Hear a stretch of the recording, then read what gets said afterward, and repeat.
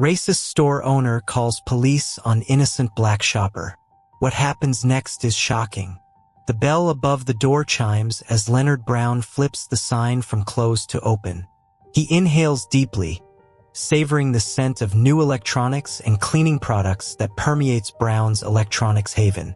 Sunlight streams through the freshly cleaned windows, glinting off rows of sleek smartphones and shiny laptop screens. Leonard runs a hand over his balding head, straightening his polo shirt emblazoned with the store logo. At 58, he carries himself with the confidence of a man who's built his business from the ground up. His blue eyes scan the aisles, a sense of pride swelling in his chest. Another day, another dollar, he mutters, moving behind the counter to boot up the register. As he taps in his password, Leonard's mind drifts to the previous night's dinner with his longtime friend Bill. Their conversation replays in his head. "You got to be careful these days, Len," Bill had said, leaning in close. "Those people, they're getting bolder. Saw on the news how a gang cleaned out a Best Buy 2 towns over." Leonard had nodded, his fork pausing midway to his mouth. "Don't I know it? Just last week, I caught one of them trying to slip a smartwatch into his pocket. Can you believe it?" Now, as the first customers of the day trickle in, Leonard's guard is up. He greets Mrs. Henderson, a regular who's been shopping here since he opened 20 years ago, with a warm smile. "Good morning, Helen. How's that new tablet working out for you?" "Oh, just wonderfully, Leonard," Mrs. Henderson beams. "You were right about how easy it is to video call the grandkids." Leonard chuckles, basking in the glow of a satisfied customer. This is what he lives for, helping good, honest folks find the perfect gadget to enrich their lives. The morning progresses smoothly. Leonard assists a young couple choosing their first smart TV, patiently explaining the differences between OLED and QLED. He rings up a businessman purchasing a new laptop bag, engaging in friendly small talk about the local high school's football team. It's just after 11 a.m. when the bell chimes again. Leonard looks up, his welcoming smile faltering slightly as a young black man enters the store. The newcomer is tall and well-built, dressed in dark jeans and a fitted gray t-shirt. His curly black hair is cut close to his scalp, and his dark brown eyes hold an intensity that makes Leonard uneasy. Leonard's hand tightens on the edge of the counter as he watches the man, mid to late 20s, Leonard guesses, begin to browse the aisles. The stranger's gait is confident, his movements purposeful as he examines various gadgets. "Can I help you find anything?" Leonard calls out, his tone clipped. The young man looks up, flashing a disarming smile. "Just browsing for now, thanks. You've got quite the selection here." Leonard nods curtly, his eyes never leaving the stranger as he moves towards the high-end smartphone display. A knot forms in Leonard's stomach. He's seen this before. Young thugs casing the place, pretending to be customers before making off with armfuls of merchandise. "Let me know if you need any assistance," Leonard says, forcing a smile that doesn't reach his eyes. As the minutes tick by, Leonard finds himself gravitating closer to the young man. He pretends to straighten the already pristine displays, all the while keeping the stranger in his peripheral vision. The man picks up an iPhone, turning it over in his hands with obvious interest. Leonard's pulse quickens. He remembers the smartwatch incident from the previous week, how that other young man had tried to slip it into his pocket when he thought Leonard wasn't looking. "That's our latest model," Leonard says, sidling up to the stranger. "Just got them in last week." The young man nods, meeting Leonard's gaze. "It's impressive. The camera quality on these keeps getting better and better." Leonard grunts in agreement, caught off guard by the man's knowledgeable comment. Still, he can't shake the feeling that something's off. The way the stranger's eyes dart around the store, taking in every detail, it has to be more than casual interest. We've got some great cases for those too, Leonard adds, gesturing to a nearby display. Might want to consider one if you're planning on buying it. The young man raises an eyebrow at Leonard's slip, but his expression remains neutral. I'll keep that in mind, thanks. As the stranger moves on to examine a row of tablets, Leonard retreats behind the counter. He busies himself with paperwork but keeps his attention on the young man browsing his store. A middle-aged woman approaches the counter, a wireless speaker in hand. Leonard rings up her purchase, exchanging pleasantries about the unseasonably warm weather while keeping an eye on the stranger, who's now examining a high-end gaming laptop. The woman leaves, the bell chiming her departure.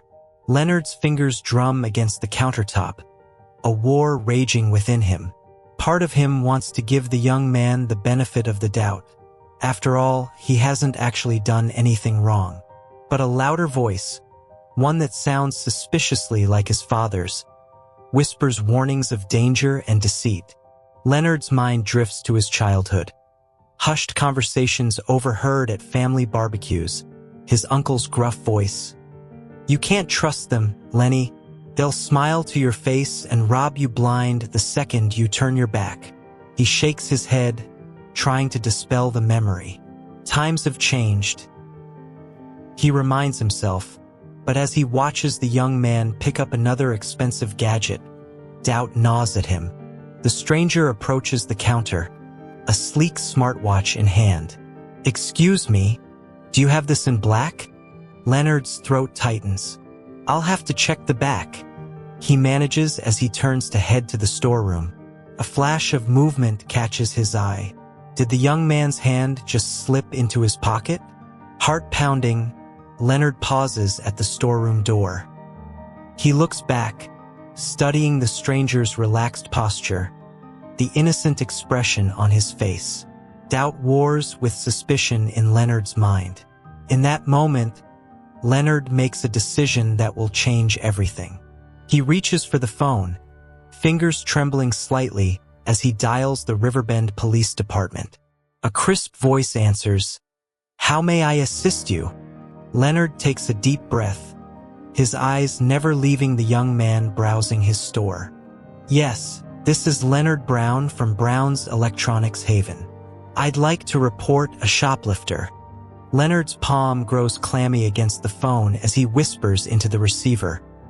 I've got a suspicious character in my store. I'm pretty sure he's about to steal something. The dispatcher's voice crackles through the line. Can you describe the individual, sir? Leonard's eyes dart to the young black man still examining the smartwatch display. He's a black male, mid to late 20s, about 6 foot, gray t-shirt, dark jeans. He's been hanging around the expensive items for a while now. Has he actually taken anything, Mr. Brown? Leonard hesitates. Well, no, not yet. But I saw him slip something into his pocket earlier. I'm sure he's up to no good. All right, sir. We'll send a unit your way to check it out. In the meantime, don't engage with the individual. Just keep an eye on him and call us back if you see him actually steal anything. Thank you, Leonard mumbles, hanging up the phone, his heart racing as he steps back onto the sales floor, forcing what he hopes is a neutral expression. The young man looks up, flashing that disarming smile again. Any luck with the black version? Leonard blinks, momentarily confused before remembering the smartwatch. Oh, sorry. Looks like we're out of stock on those. I can order one for you if you'd like. That's all right, the man replies. I'll think about it and maybe come back later. Leonard nods stiffly, watching as the stranger moves on to examine a row of high-end cameras. Every movement, every glance sends Leonard's suspicion into overdrive. He's certain now that he saw something disappear into the man's pocket earlier. But what? And how can he prove it? The minutes crawl by like hours. Leonard finds himself straightening the same display for the third time, his eyes never leaving the young man for more than a few seconds. He jumps at every chime of the bell, expecting to see police officers, but it's just the usual flow of customers. Mrs. Grayson picking up a new power cord, teenagers browsing the latest gaming accessories. Leonard helps them mechanically, one ear always tuned to the movements of the suspicious stranger. He nearly drops Mrs. Grayson's change when he sees the young man pick up a top-of-the-line smartphone, turning it over in his hands with obvious interest. "Careful with that," Leonard can't help but call out, his voice sharper than intended. "It's not a toy." The man looks up, surprise flickering across his features. "Of course," he says smoothly. "I was just admiring the build quality. You don't often see this level of craftsmanship anymore." Leonard grunts non-committal, unnerved by the stranger's knowledge. It doesn't fit with the image in his head, the one of a common thug looking to make a quick score. He pushes the doubt aside. It's probably just a trick, he tells himself, a way to lower his guard. As if on cue, the bell above the door chimes. Leonard's head snaps up, relief flooding through him as he spots two police officers entering the store. Officer Jenkins, a stocky man with a bushy mustache, nods in Leonard's direction. His partner, a young woman he doesn't recognize, scans the store with sharp eyes. Leonard hurries over, lowering his voice. "Thanks for coming." He's over by the smartphone's gray shirt, jeans.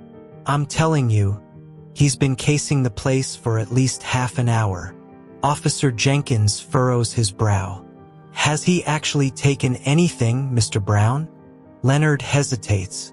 "Well, I'm not entirely sure, but I saw him pocket something earlier, and he's been hanging around all the expensive stuff, asking way too many questions.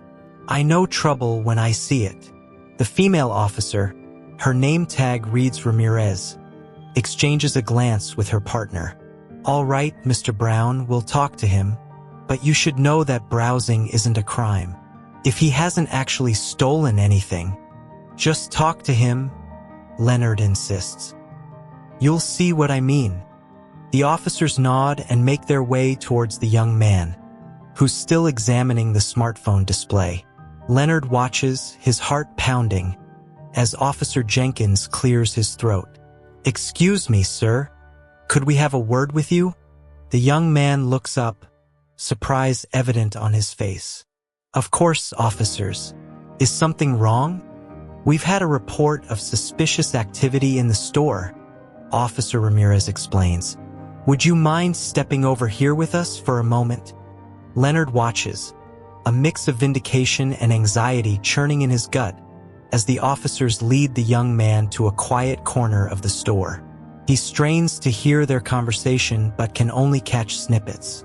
"Just browsing. I swear. Empty your pockets, please. Some kind of mistake." The minutes stretch on, feeling like hours to Leonard. He helps a customer absently, his attention fixed on the ongoing conversation across the store. Why is it taking so long? Surely they've caught him red-handed by now. Finally, Officer Jenkins approaches the counter, his expression unreadable. "Mr. Brown, could we speak with you privately for a moment?" Leonard nods, leading the officer to his small office in the back of the store. His palms are sweaty, doubt beginning to creep in around the edges of his certainty. "Mr. Brown," Officer Jenkins begins, his tone serious. "I need to inform you that we are aware of an ongoing sting operation in town targeting businesses suspected of discriminatory practices."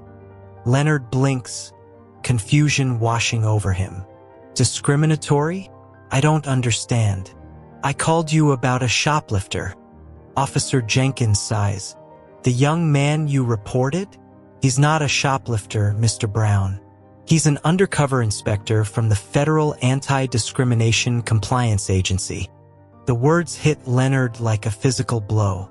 He stumbles back, groping for the edge of his desk. "What? That's impossible. I saw him pocket something. We searched him thoroughly, Mr. Brown. He had nothing on him that wasn't his. Ramirez's calm voice cuts through Leonard's rising panic. Leonard's mind reels, struggling to process this information. But why? Why would they send someone to my store? I don't discriminate. Officer Jenkins gives him a long, measured look. That's not for me to say, Mr. Brown. But I think you need to take a hard look at why you were so quick to assume this young man was a criminal. Now, if you'll come with me, there's someone who'd like to speak with you. Feeling as though the floor has dropped out from under him, Leonard follows Officer Jenkins back onto the sales floor. The young man, the inspector, is waiting, his expression a mixture of disappointment and resolve. Mr. Brown, he says, extending his hand. My name is Marcus Jackson. I think we need to have a conversation about what happened here today.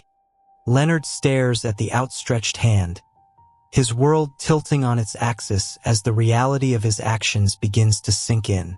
One thought echoes through his mind. What have I done? The fluorescent lights of Brown's Electronics Haven seem to buzz louder than usual as Leonard Brown faces Marcus Jackson.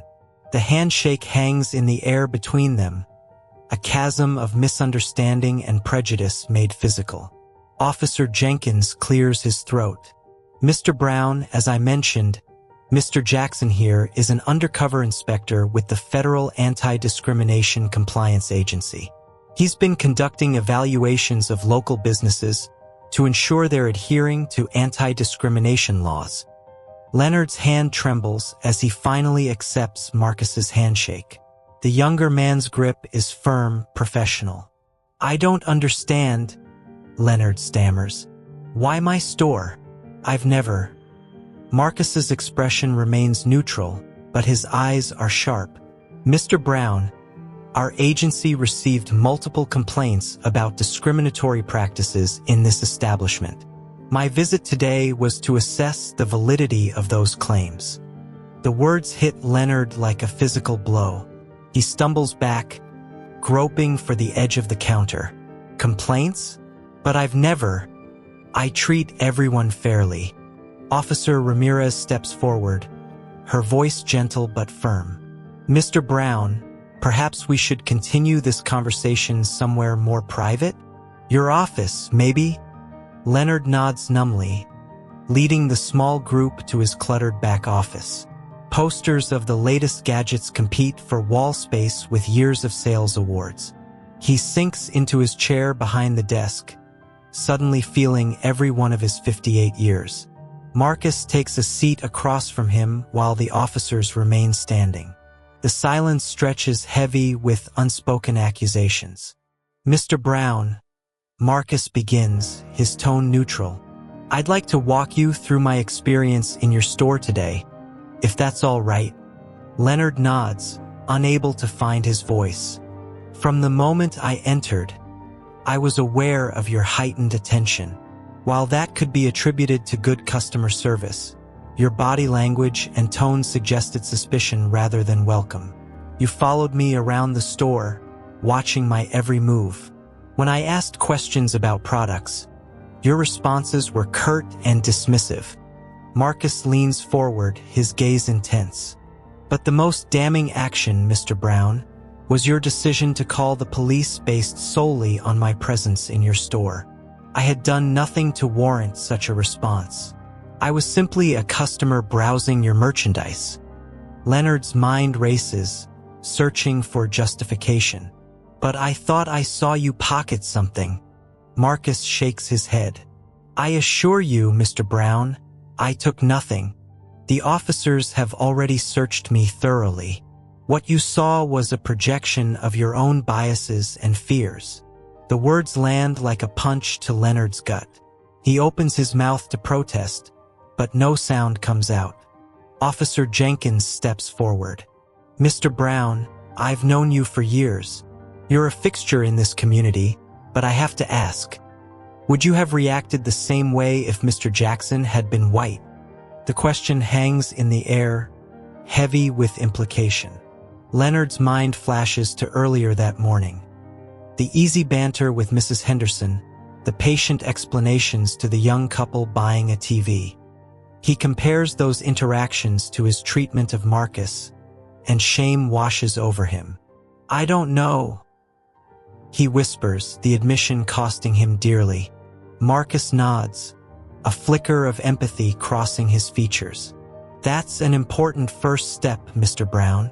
Recognizing our biases is crucial to overcoming them." Leonard looks up, meeting Marcus's gaze. "What happens now? Am I going to lose my business?" Marcus pulls out a small notebook. "That depends on several factors. This incident will be thoroughly documented and investigated.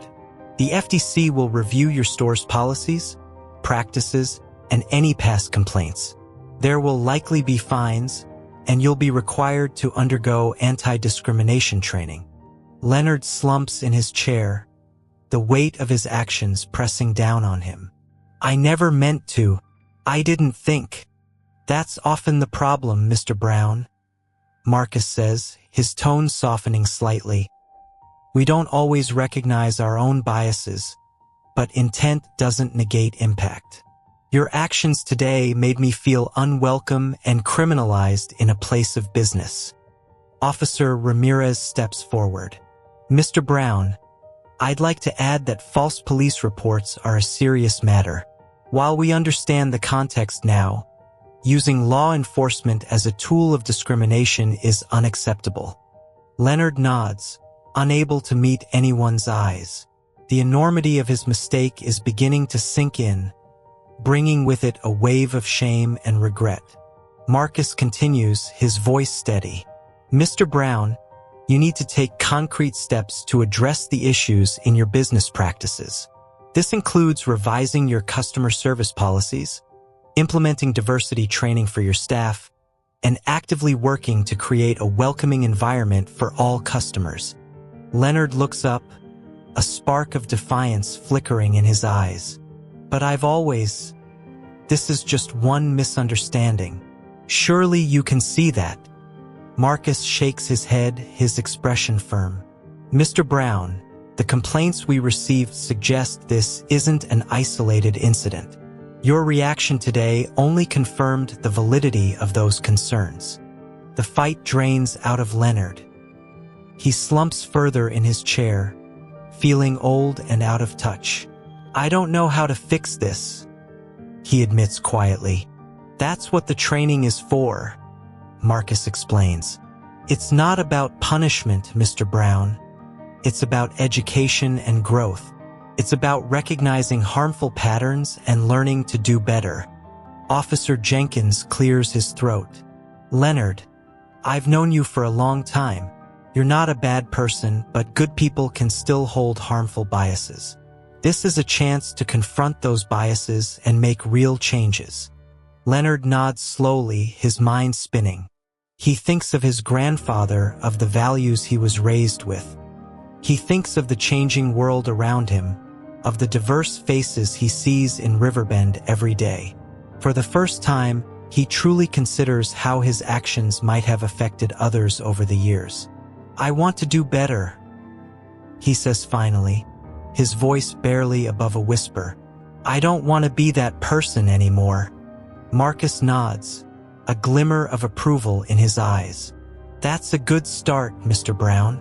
Acknowledging the problem is the first step towards solving it." He stands, straightening his jacket. "You'll be receiving official documentation from the FTC within the next few days, outlining the next steps and any penalties. I strongly advise you to comply fully with all requirements."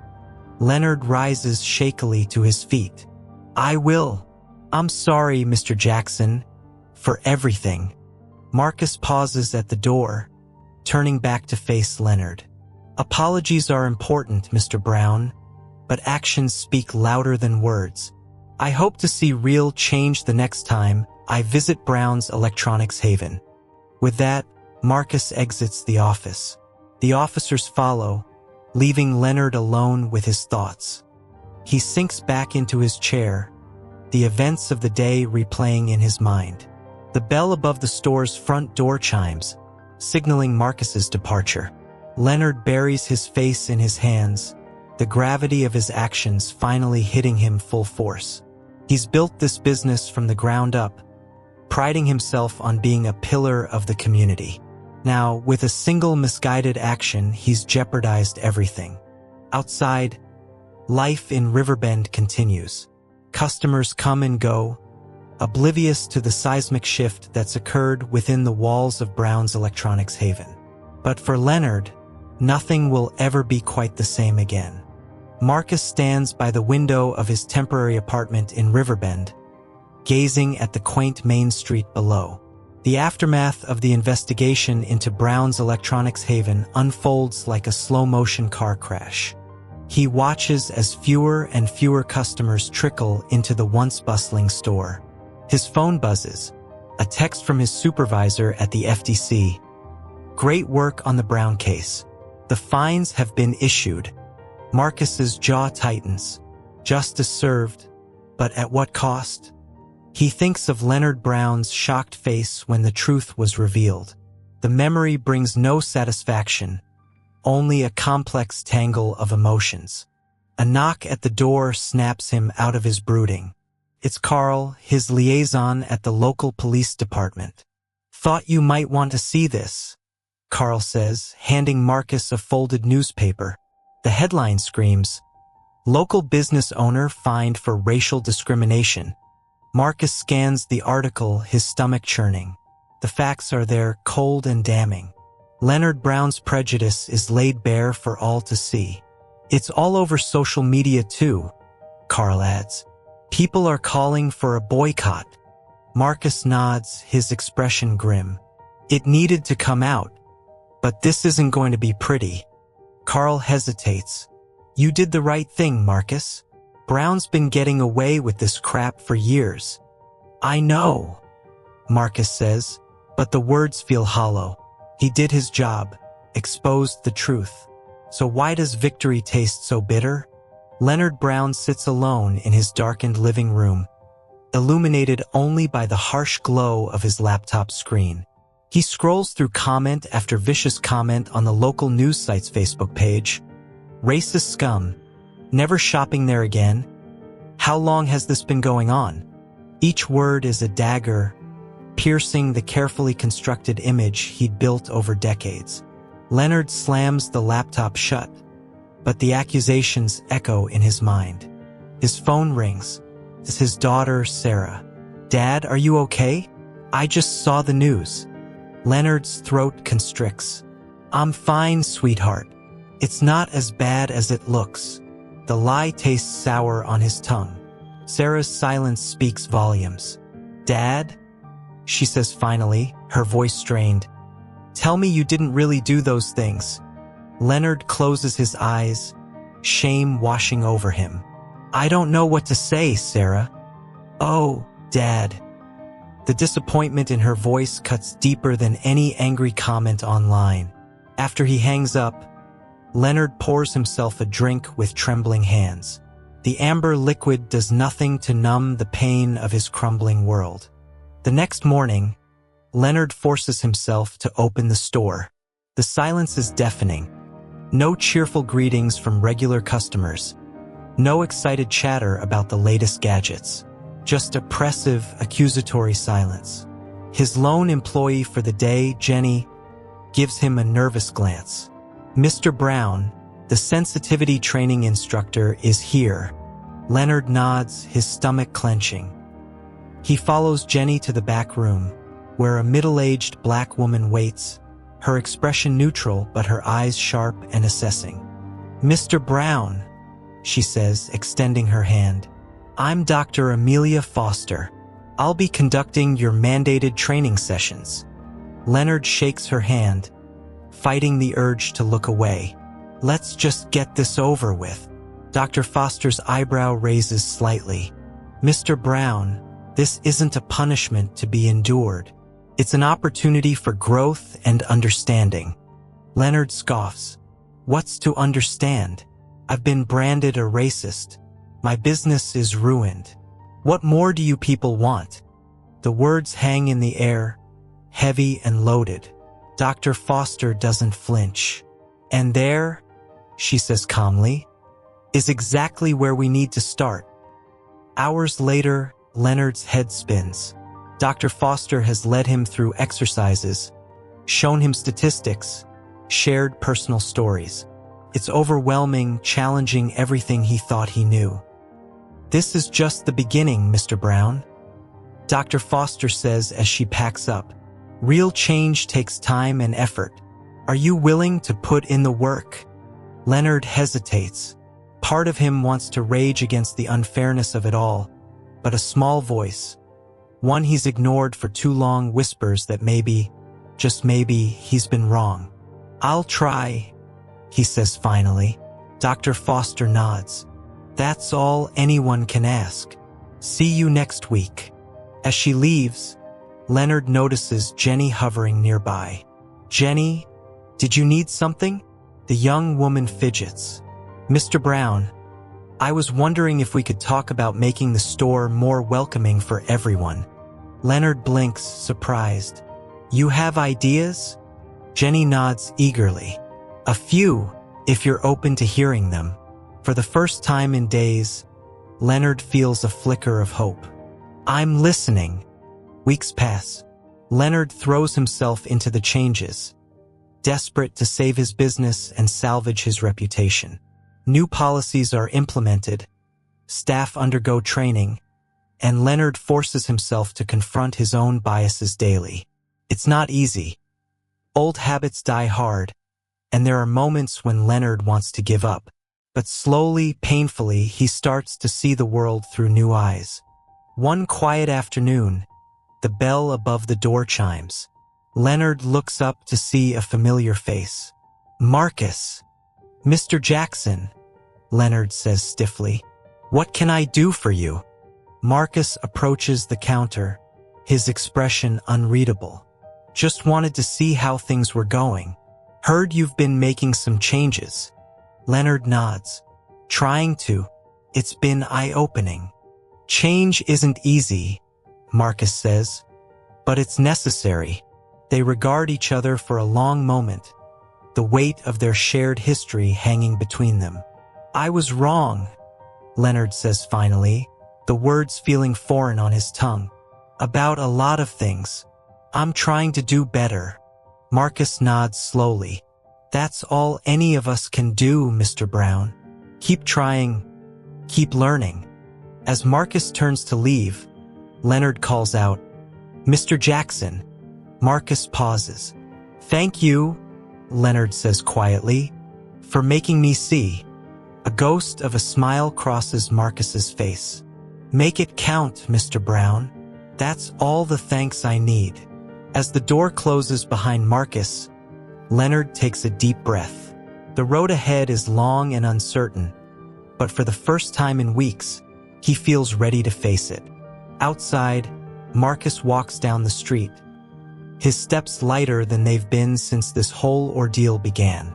He can't undo the past, can't erase the hurt Leonard's actions caused, but maybe, just maybe, some good can come from all of this. His phone buzzes, another case, another town that needs his attention. Marcus squares his shoulders, ready for whatever comes next. The work is never done, but each small victory, each mind opened, is a step toward the world he dreams of building. As he drives out of Riverbend, Marcus glances in his rearview mirror.